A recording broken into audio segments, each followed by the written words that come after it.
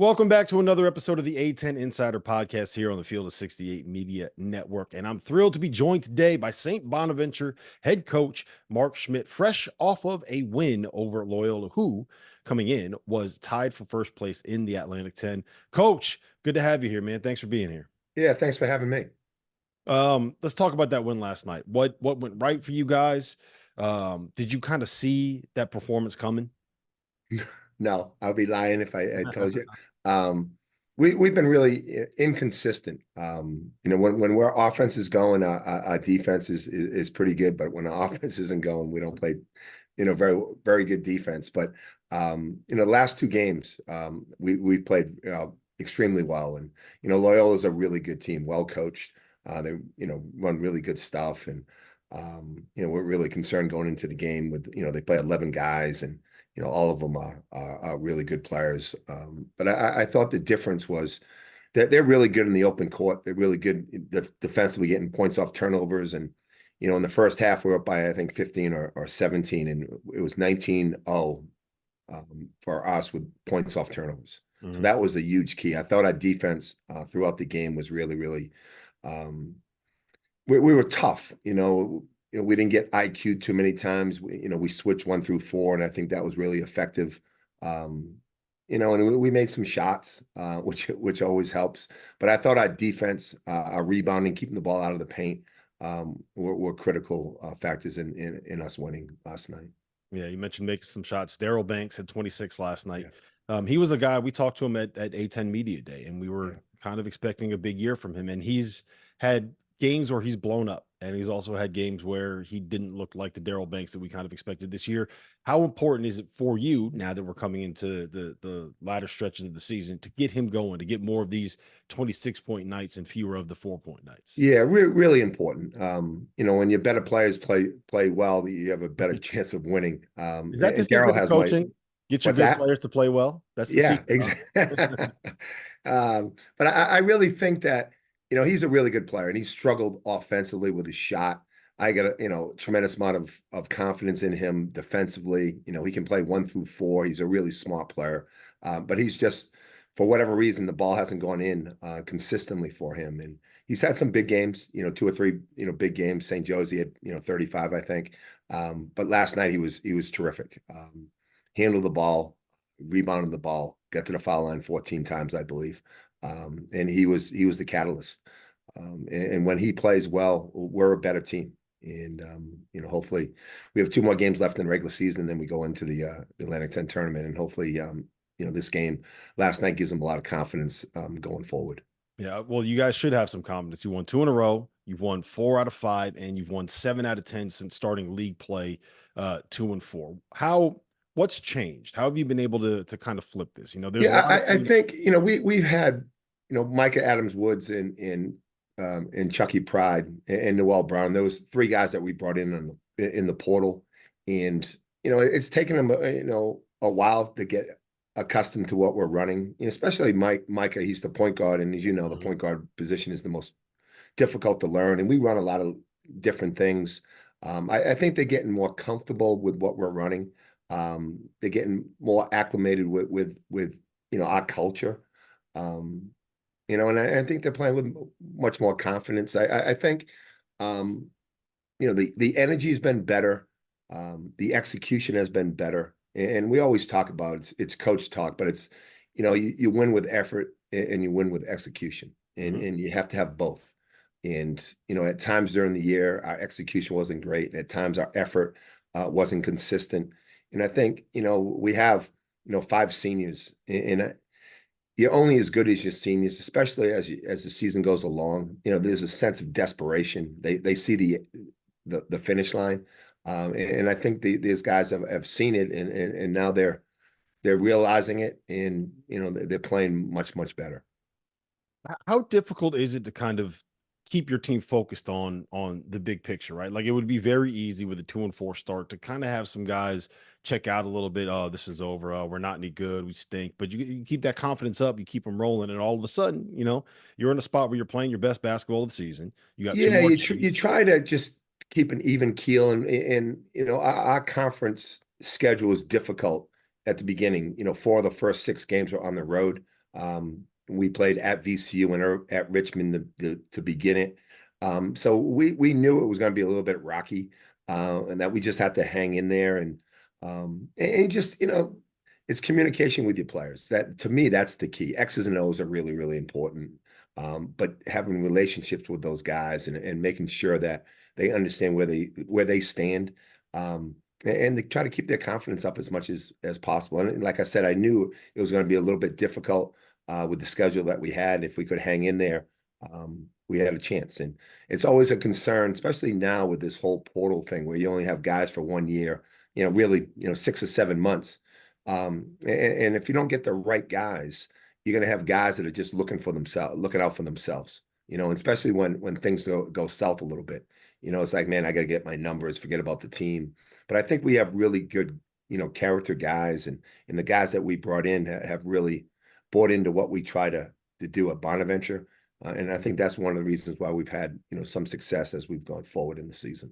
Yeah, you were the talking about the portal. You were the team that everybody talked about last year, right? Where there was what was it like 2 points and 4 rebounds or something like that coming back. Yeah, ultimately we had 0 and 0. The only thing that we had back were like, we had a kid that came back, but then he left, 2 games into the season. So the positive about it was we had no points, no rebounds, but we had no turnovers either. So Yeah, that there was you go. that was a positive. But yeah, we lost 12 guys. We had our whole team back, and we went to the Final Four of the NIT, but then the NIL bug got us. But I thought last year we struggled, but we ended up being 14 and 18. But I thought that was a pretty positive season for what we went through. And it was a little bit easier this year in that we only brought in 3 portal guys, and most of the guys stayed from the previous year. So it was a little bit easier coaching, a little bit easier, getting things organized and so forth. But it's What, still a challenge. It's still, what no matter, like someone said that we have the oldest team in the country in terms of minutes. Um, but we only have in actuality, we only have freshmen and sophomores, and that's what we're playing with. Those guys are juniors and seniors and grad students, but in our program, they've only been here for a year or 2 years. So and everybody's going through it. It's a little bit more difficult, and you got to adjust, or you're gonna die. what did you learn about how to be able to operate in this era from last season? I mean, a lot of You guys gotta, are. yeah, you got to adapt. You can't, like, some people will disagree with the portal. Some guys disagree with the NIL, but the rules are the rules now. And if you don't adapt, you're going to die. So you just got to, go along with what the NCAA's doing. Um, and we've run a lot of stuff offensively, and we've reduced that workload. So it's we don't play. If you watch our teams, 3, 4, 5 years ago, and then watch our teams this year, it's a little bit different with what we run. We give them much more freedom, because it's just hard to bring in guys every year, and those guys, they're not freshmen where they're learning the system, and Mhm. they don't play a lot. We're bringing in guys that need to be productive guys. So you can't overload their circuits. So that's to me, in the way we coach and run the program, that's changed. Yeah, that's the fascinating part about all this to me is that in the past it was all the people that you brought in, they could sit there and red shirt or play off the bench or play 10, 12 minutes here and kind of soak up the knowledge of what you're running offensively and what you're doing defensively. Whereas now you're bringing in a guy that's going to be starting at the point out of the portal. You're going to bring in your Yeah, starting foreman out of the portal. yeah, those guys that you're bringing in, they better play, and they better understand what you're trying to do. And in actuality, as a coach, you have to adapt to who you have. You can't be just, hey, this is what we do. Let's do it. Some kids coming in as freshmen, or as a graduate student or whatever, they're freshmen. They're trying to learn the system. So you got to be smart about it. And as you don't win with youth anymore. Yeah. You need veteran guys. You win with older guys. And that's why the portal is important. But you got to get the right type of portal guys, and you got to run stuff that they understand. Yeah, a lot of teams have guys that can rent cars right now, 25 and 26-year-olds. And that, if you had a bunch of freshmen going up against them, that's not the easy way to do it. All right. No, you look at like Ohio State. Mhm. Coach gets fired. He's got freshmen and sophomores, really good players, but they're not ready to go right away. They're not going to be productive. But I tell you, whoever gets that job at Ohio State next year, they're going to have a really good team.